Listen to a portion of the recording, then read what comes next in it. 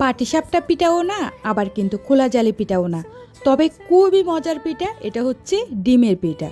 চলুন recipe share করি। প্রথমে এখানে 2 চামচ মতো ময়দা নিয়ে নিলাম।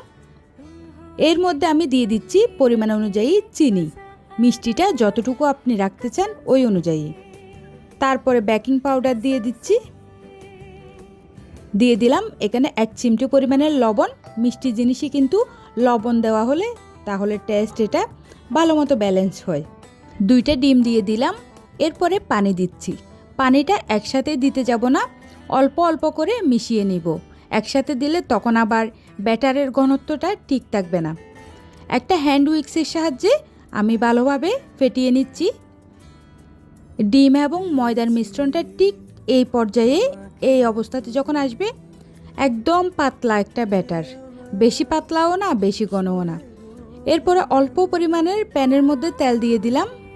ব্যাস, এখান থেকে আপনি আপনার পরিমাণ অনুযায়ী একটা চামচের সাহায্যে দিয়ে ঘুরিয়ে, আমরা যে কেউ কিন্তু পারি এত সহজ এইভাবে করে ঘুরিয়ে নেওয়াটা। আপনি আপনার পছন্দ অনুযায়ী করে নিতে পারেন।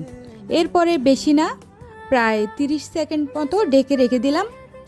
এরপরে এটা উঠিয়ে নিলেই ব্যাস, ডিমের পিঠাটা কিন্তু রেডি। এভাবে পেঁচিয়ে পেঁচিয়ে উঠিয়ে নিতে হবে। আমি আপনাদের সুবিধার্থে আরও একটা পিঠা বানিয়ে দেখিয়ে দিচ্ছি। আমার মনে হয় না এই সহজ পিঠাটার মতো দুনিয়াতে আর কোনো সহজ পিঠা আছে বলে। এটা বানানো খুবই ইজি একেবারে, তেমন একটা ইনগ্রেডিয়েন্টসেরও প্রয়োজন পড়ে না। খুবই অল্প কিছু ইনগ্রেডিয়েন্টস থাকলে হয়, তার সাথে কিন্তু ডিমটা খুবই ইম্পর্ট্যান্ট। এই তো ব্যাস, আমার পিঠা বানানো কিন্তু হয়ে আসছে। বিকেলের নাস্তায় বা বাসায় কোনো গেস্ট আসলে এইভাবে পিঠাটা বানিয়ে আপনি পরিবেশন করতে পারেন। ভালো লাগলে রেসিপিটা শেয়ার করবেন এবং তার সাথে আপনাদের মূল্যবান কমেন্টটা জানাবেন। যাই হোক, চলে যাচ্ছি আজকে এই পর্যন্ত। সবাই ভালো থাকবেন।